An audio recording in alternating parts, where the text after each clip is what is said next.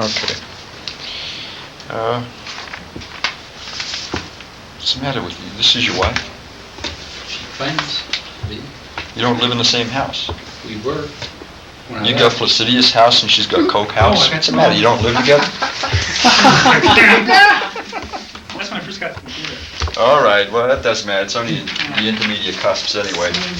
But you notice that he doesn't live with his wife in the same house? That's your joke, Mike. That's it. All right. We take a look at these. We can see how many aspects can you see in the charts? Close aspects, first of all. Do you see any trines?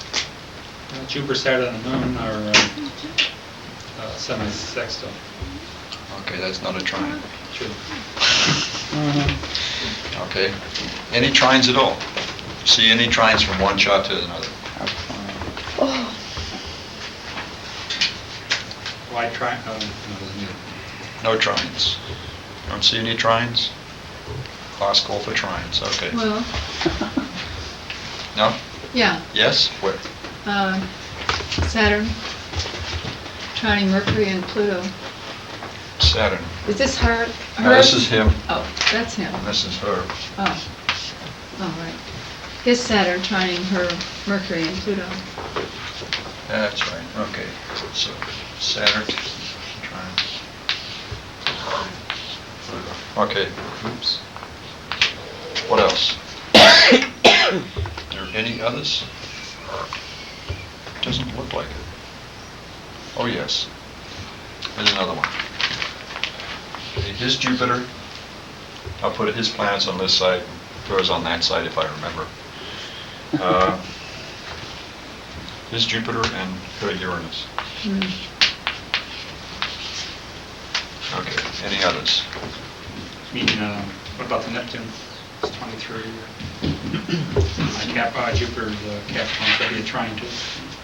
To Yeah. Neptune here? Not her Neptune to my Jupiter. Oh, 23 Virgo to you, okay. And his Neptune to her Jupiter and Saturn. Okay.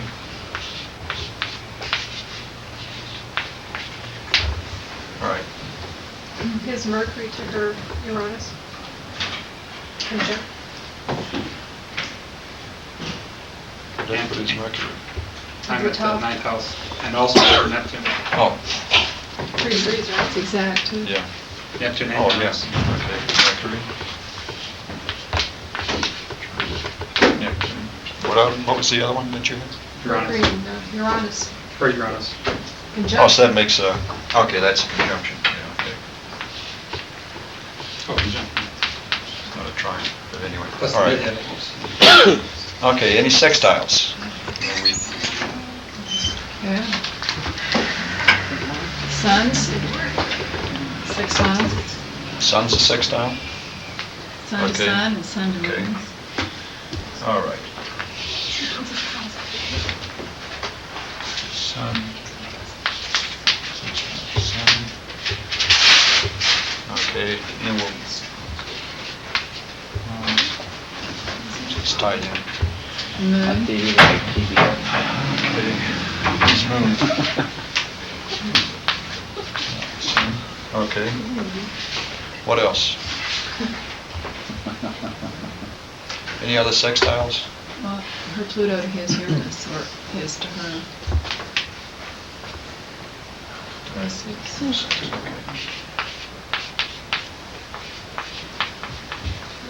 Okay, any others?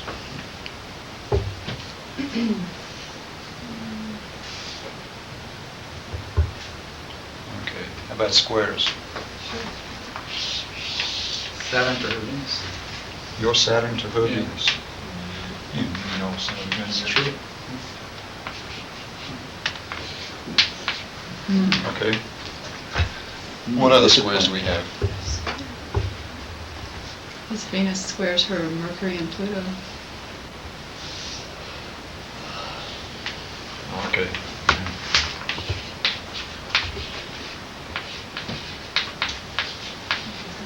Okay, what else?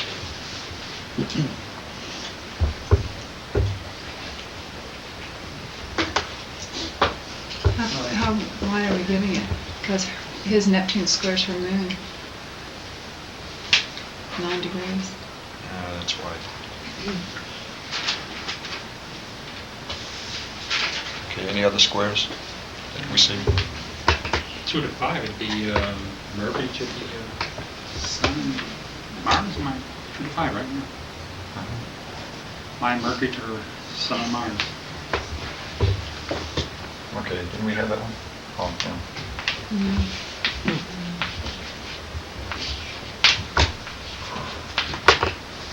Okay.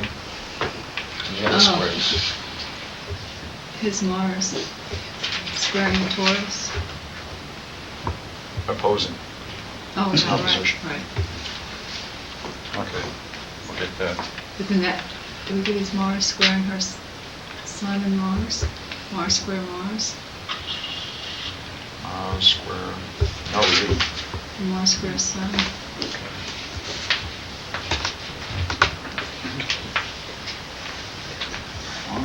Mars square Mars. Yeah. All right. Anything else? Any other squares?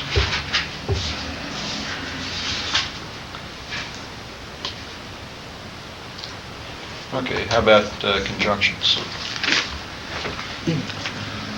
Her Uranus is conjunct Mars. That's counts. Okay, all right.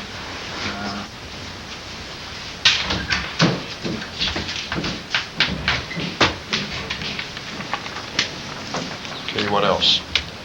Any other conjunctions? No other conjunctions. Uranus and Saturn and Pluto. For Saturn and Jupiter. Yeah.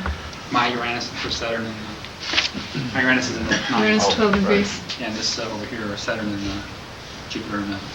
Oh, Taurus. Conjunctions? Well, Uranus is 12 degrees Taurus. Oh, I was thinking of Saturn, excuse me. Okay, you're right. Uranus, conjunct Saturn. Okay, The 2 Neptunes are 7 degrees apart. okay, yeah, they're age brackets. For comparison, for Okay. comparison charts, how close of an orb do things have to be? 6? Did you say 6 degrees? Yeah, I feel 6 degrees. Okay. Okay. Any other conjunctions? Yeah, Uranus and Jupiter, or Uranus and Pluto in place. Is that right? Oops, pardon me, it's not a conjunction. I'll pass. Okay, you'll pass. Okay, now we say that the trines and sextiles are harmonious aspects, right? So we've got 1, 2, 3, 4, 5 trines, 3 sextiles, so that's 8. 4. There's a double one, Sun sextile Sun, Sun sextile Mars. Oh, yeah, okay. All right, so that's 9 altogether, right? Plus, there's one more. Her Neptune sextiles his ascendant. Uh-huh, okay, that'll do.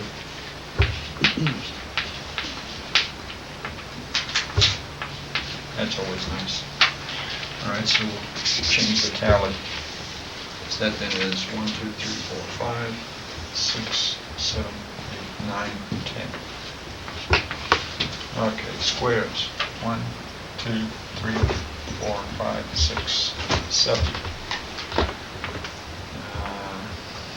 I can't use H for both. Okay, DH. Was that how I did it? 7, 8, 9. With the conjunctions. Okay. So when you do this, it's interesting that when you add up the, see what sort of aspects you've got between one chart and another. And then you get the total number of harmonious and disharmonious aspects. You'll see here that it comes out pretty well even. You're counting a conjunction as being a hard aspect? Depending on which conjunctions. Oh. Okay. MC to Uranus is neutral, but Uranus to Saturn, it's good for business. It's also somewhat neutral. Mhm. And to Jupiter. Okay, so, well, we'll give this 7. We'll leave those two as neutral. That gives you better odds. You like that? Feel better already. Feel better already? Okay. Now, having looked at that, what this, this more or less gives you an overall, if you want to call it anything, a harmony quotient. How much harmony is there in the relationship, irregardless of whatever else is going on? Then again, as I said, I look at the nodes. We didn't come up with any aspects to the nodes at that while we were counting these up. Did we? Except the moon, we didn't get that one. It's trying the north node. And, well, Pluto is trying the north node. So we've got 2 more trines to the nodes to count in.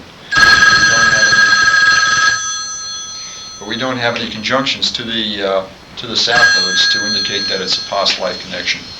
Okay, so this is more or less from that standpoint anyway, it's a new relationship. Wasn't my node's 15? Am I wrong? Your node's 15. 17. Oh, okay. It's 0815 or 1508. Yeah, that's how you.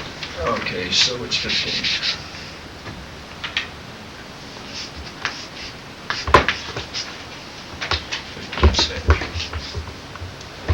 It still doesn't make any.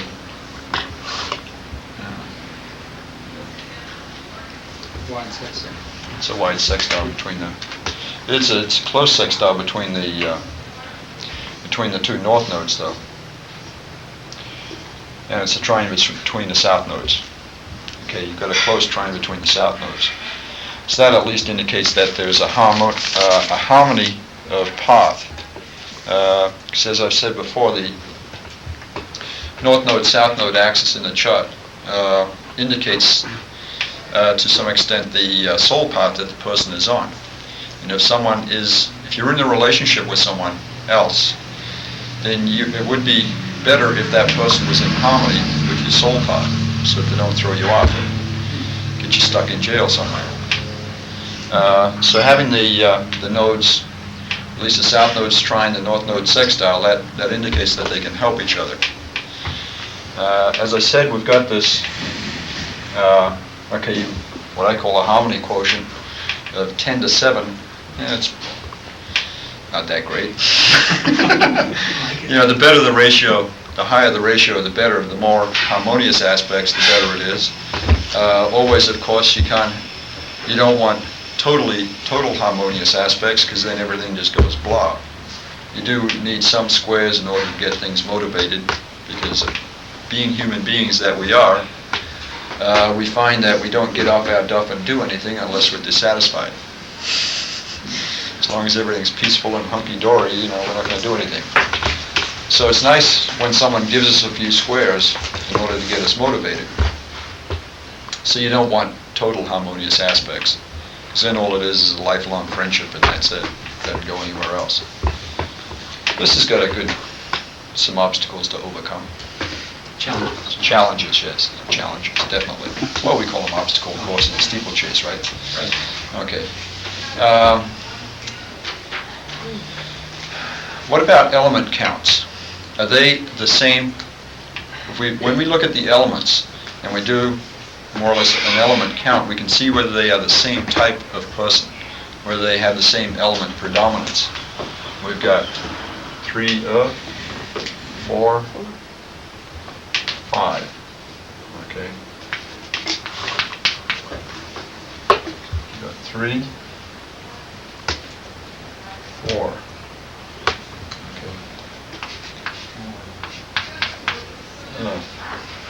How much water? 1, 2.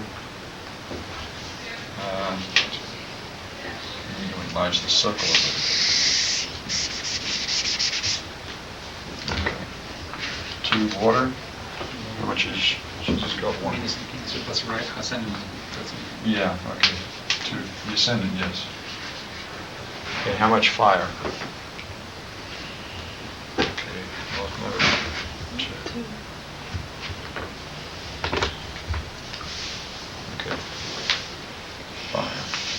fire. And 1, 2, 3, 4, 5. Okay. 5 fire. And air. 2. Okay, 2 air. And 1 really with the note. Okay, so where do we have the matchup Earth. as far as type? Mostly it's in Earth. So then they would tend to relate most through down-to-earth practical matters. With her, she's got 5 fire planets.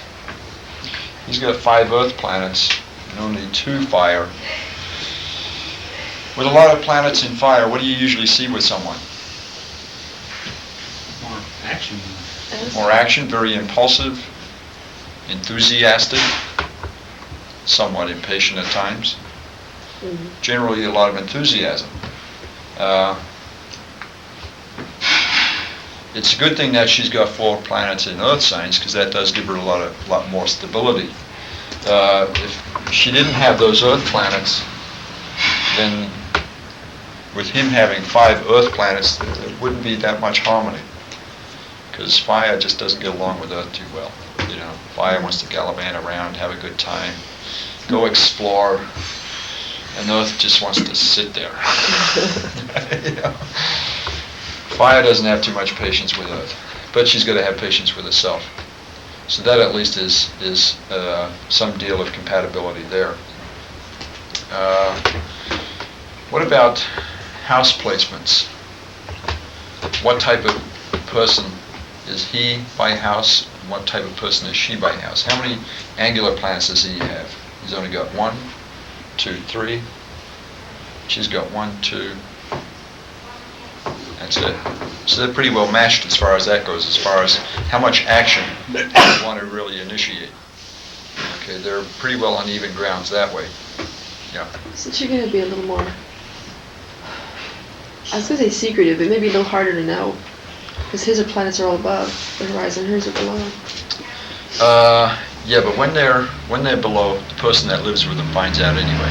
Because that's the area of the house, remember? Okay. Oh, All right. okay. Okay, but what's their basic approach to life? How do they interact with life as such?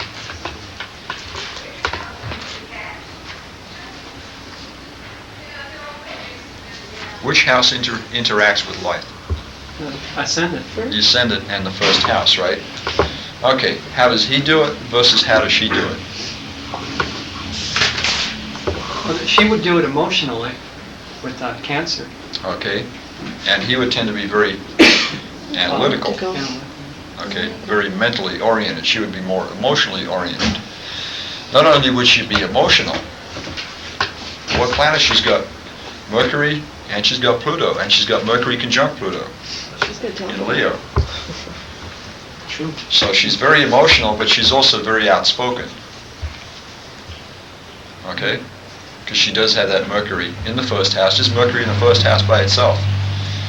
As you know, you just can't get him to shut up. When they've got a conjunct Pluto, it's a matter of trying to keep him quiet, but trying to keep the reactor from melting down. In her ear. Yeah, okay. Now you know what he thinks of her. And he's not going to be a little more unsure because of that Neptune. Well, what's he going to do with the See, with this, with the Mercury and Pluto, she's going to be very outspoken. She's going to be highly emotional with Cancer rising, but she's going to be very outspoken. He's going to be very analytical, also with the Neptune in the first. What does that do? It makes you a little dreamy. A little dreamy. Rose-colored With the cat. glasses. Yeah, he likes to see things the way he sees them. True. And he's willing to an extent to what with himself? You're going to judge yourself a little more harshly then. Well, isn't there a tendency to self-sacrifice? Oh, yeah. You know, besides being very romantic, with the Neptune, I mean, you know, Neptune is the romantic planet of romance. But it's also, it's that illusionary aspect where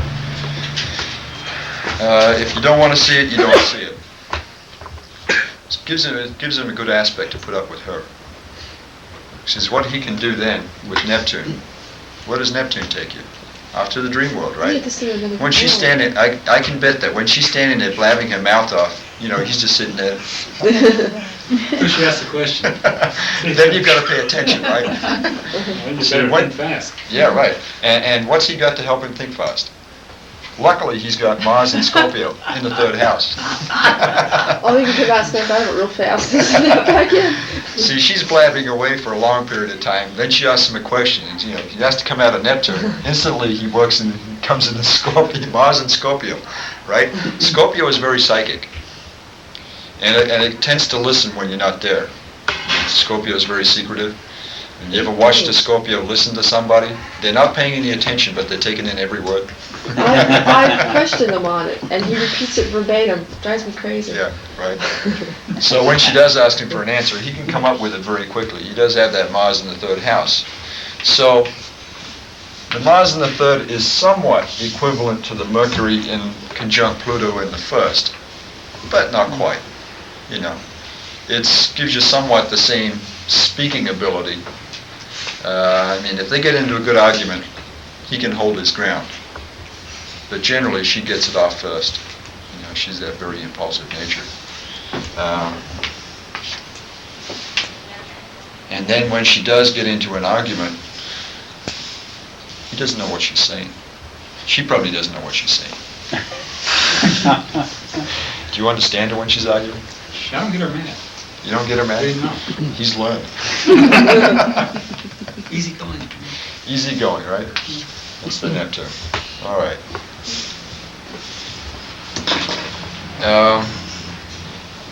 We can see he's got the sun and the sun and moon in the 10th house,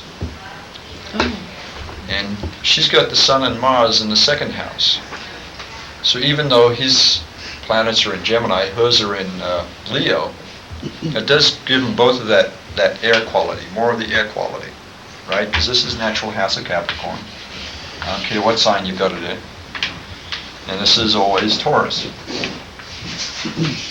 You know, if you want to, they're both Earth, right? If you want to take sometime when you've got the time, scratch out all of the signs that you've got on your, all the signs that you've got on your chart, and just put in the sign that belongs in that house on whatever planet you've got there.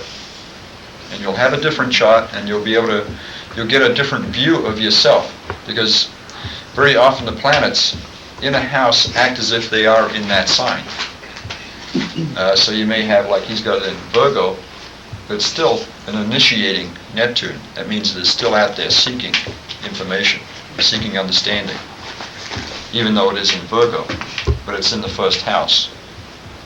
Okay. So any planet in the 1st house is always going to have that Aries overtone, and any planet in the 2nd house is always going to have that Taurus overtone.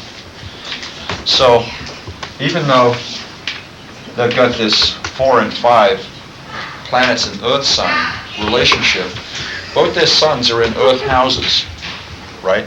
So that, again, lets them, that introduces more harmony. What's she doing? The cat. I doubt it. I like that. It's burning. She like walks the cat. The cat. Anyway, all right. You can just by sign, the suns are they're what? They're sextile each other. That's Gemini to Aries. I mean to Leo. But also by the house position, they're trine to each other. Right? 10th house to 2nd house. So that tends to strengthen. She saved the cat. She was in trouble, huh? It's a feisty cat, you gotta watch her. Anyway, even though there's, as I said, there's a natural sextile between the suns, by house position, you can read it as being a trine, so which tends to reinforce the harmony between the two, or the basic understanding of each other's purpose. If there is an understanding of each other's purpose, then there is more of a tendency to get along with each other. Okay, we can see her moon is in Sagittarius. His moon's in Gemini. Okay, her sun, okay, go back to this for a minute. Her sun is in Leo and in the second house. What type of male is she looking for? Oh. Just from the sun's point of view. You said? Oh, Showy? something- Okay, sun's in Leo and in the second house. person. A fun type person, but also what? It's in the second house. Moneymaker. Financially secure. A funny money maker? Hey! He's got Neptune in the first, remember, folks. She's very security conscious. I'm finding out. Oh, yes, After yes. 14 years. After 14 years. Yeah. That's the, that's that second house placement. Taurus is basically very security conscious. Really fancy. Yeah. Besides the Leo always likes to be living in luxury anyway, and Taurus always wants to back it up. But you've got a lot of Taurus, but it's in the 9th house, which isn't the same as Taurus in the second house. You know, it doesn't quite make up for it. You want to reach for those, you're thinking of making money from foreign countries, long distance places, and all that sort of stuff. And she wants it here, right now. Right here, right now. It doesn't help too much sometimes, especially if she's got all that fire and she wants it now. And it's like those people who say, I want patience, I want it now. They settle you down. They settle you down. Okay. But she wants someone who is stable. You see him as being stable? No. I mean, is this really a stable character? I mean, his sun and moon in Gemini, Virgo rising. And all that, he's got all that Taurus. He That's in the thinks 9th stable house. thoughts. It's in the, thoughts. He thinks stable thoughts. Neptune square sun and moon. Okay, that's not too One, much two, stability, three. so. Oh, but he talks okay. a good show, though. I mean, this, blah, blah. He sounds good. Oh, yeah, when he's talking, he's Yeah, got he that could Libra on the convince 3rd you. house. When he's talking, he really wants to convince the other person. He's got the Mars in Scorpio, so he can find the right words at the right time. And the Gemini is a real talker. But still, is he a stable person? Is he down to earth, solid, stable? He's got 5 root planets. 60 jobs. How many jobs? 60 at least. 60? I put on paper. You've had 60? 60 jobs? Yeah. Is that Gemini on the is that the 10? He's got his sun and moon in Career. Gemini in the 10th Oh, house. it's zip all Conjunct over, his don't South they? Node. How much? Yeah, it is too. Yeah, South Node's in there. 6? Right. So, just by looking at that sun, you can see that there's a certain amount of disharmony there. From his moon, what type of female is he looking for?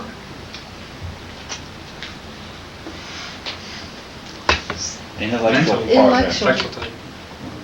Mental, intellectual type, but also, Sort of vivacious and outgoing and witty. Versatile. okay, what else? It's in the 10th house, remember? Oh, she, They yeah. can help enhance What his a career career. He woman. wants a career partner, somebody to work with. He's wife going to business together. Somebody that'll elevate his No. status. No, his son's there. Oh, his status there. If his moon was there, yes, but since his sun is there, he is there himself. Yeah. He wouldn't want his wife to come to business. Yes, He would. yes. And if you look at one of the aspects that he's got, you'll see that there is a good aspect for that. But anyway, yeah, he does want somebody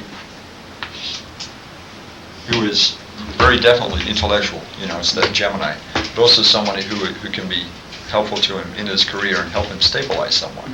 He wants to be witty and bright, but stable at the same time. Is she stable? All those Well. planets. Yeah, but she's very emotional. Yeah. You know, she's got the Cancer ascendant, but she does have the Mercury and the Pluto in the first in Leo. So it does give her more stability, but still not as much as he would necessarily like. Okay, with his Venus is in Taurus in the 9th house. From his Venus in Taurus, what sort of female does he like? It's practical, home. Sensual. Somebody's gonna provide a good home, comfortable home. Okay, somebody who's going to provide a good, comfortable Stable. home, but also A stable person. a stable person, but also someone. Strong sense of value. Okay, what's 9th house? Venus is in the 9th house. You got to go by sign and also by the house it's in. So it's operating on a higher plane. Love of travel. Philosophical. Okay, philosophical. He says love to travel. I take his word for it. No, I'm looking at that. You don't care. Should be a good form. It's form interesting board. though. Okay, he's somebody who's like a Taurus, stable, down to earth, practical, sensual. Also somebody who is 9th house, which is, takes in all of that 9th house Sagittarius stuff.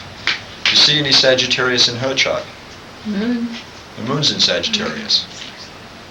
Okay, so this is what he is looking for, a down-to-earth, practical Sagittarius female. And what's he got? He's got a wife who's got a moon in Sagittarius, but it's in the 6th house. Nice practical house. It's a nice practical house. And it's trine her Leo planet's in the 2nd house. So he's got the need for the Taurus factor, the stability, the ability to decorate a house nicely. And what's he got? That's what he's got. That part's true. Okay. From her Saturn. Her Saturn is in the 11th house in Taurus. From that, what sort of male does she want? A friend. Practical. A friend? It's a teacher, but will still be a friend. Not a daddy, but a companion. Yeah, Saturn in the 11th is a friend. Yeah. Someone who can be a friend, at the same time as practical. Oh, we know you're totally impractical, but we won't tell her. Okay, what else? What else does you want with that Saturn? If you look, you see it's conjunct Jupiter. Okay, with the Saturn in the 11th, she wants someone who is a friend. Again, it's in Taurus. Someone who's practical, stable, down to earth. And help her Well, realize her hopes, wishes, and dreams. Okay, but it's conjunct Jupiter.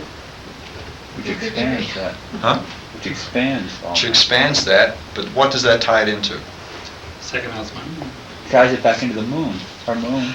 Ties it back into her moon, right? Okay, it's one thing. Also ties it into her, and she's got Sag on the. It ties it into the 10th house and to the 6th house cusp. How did the 10th?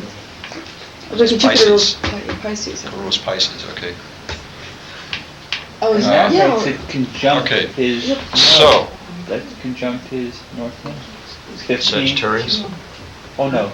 No. No, sorry. Anyway, okay, so what she's looking for is someone who can be a friend, someone who's practical, down to earth, someone who can give her status, help her with her career, is somehow related to 6th house matters. Okay, what has she got? You want to stand up? What's she got in the chart? Remember, Saturn's conjunct Jupiter. In her chart, it rules the 6th house. What's the natural ruler of the 6th house? Virgo. Yeah, dreamer. But she's got Virgo. And he wants Sixth some woman house. that'll help him with his status, and she's got that same Okay. consideration. She's got the same consideration. It's not as strong for her, but it's definitely a consideration. Okay, but she's got this guy with the Virgo ascendant. The Jupiter rules her 6th house, natural house of Virgo. So in that sense, she's getting what she wants. Okay, the Saturn rules what house? rules the, Cancer, Capricorn, 7. okay, rules the 7th house and co-rules the 8th house. So she wants someone who is going to be a partner at the same time. Because the Saturn rules the 7th house. Not only is she looking for a male to be a friend, but also to be a partner. Okay. In what way is he her partner? Does she see him as a partner? I think she does.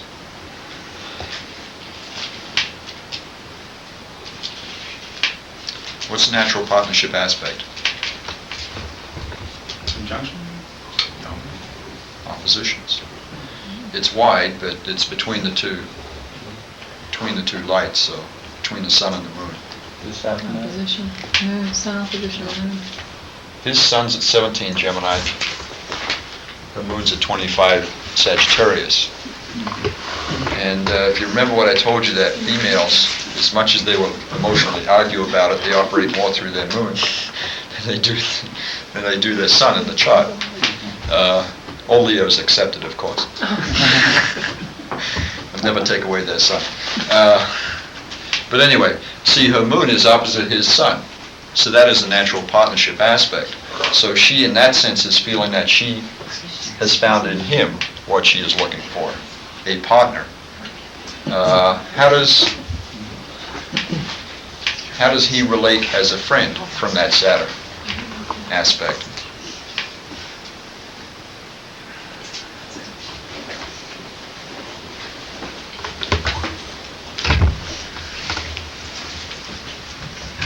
You got to bring him in as a friend.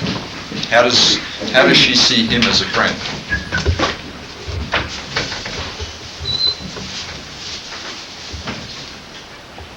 Maybe you can't tell too much.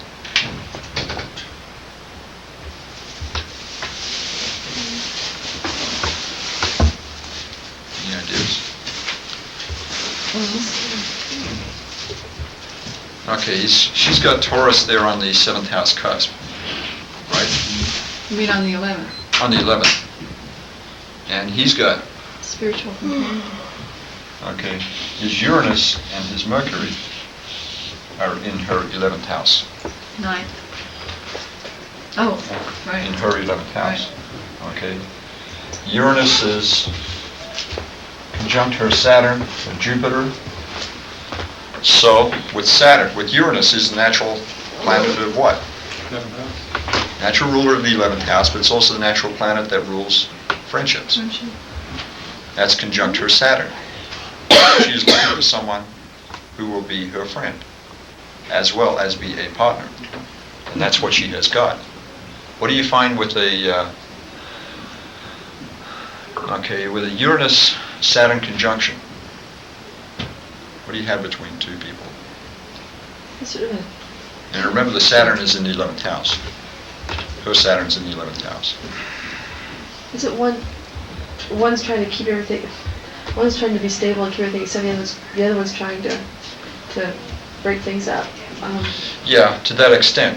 The difference between, mostly what you're talking about then is the Saturn from the Capricorn, the 10th house Saturn, which is very stable, very organized. It's the Saturn that's living up to all its responsibilities. Once it gets into the 11th house, though, it doesn't represent responsibilities anymore. It represents rights. Because rights come after responsibility. And Uranus represents individuality. Individuality. And someone who is an individual has earned the right.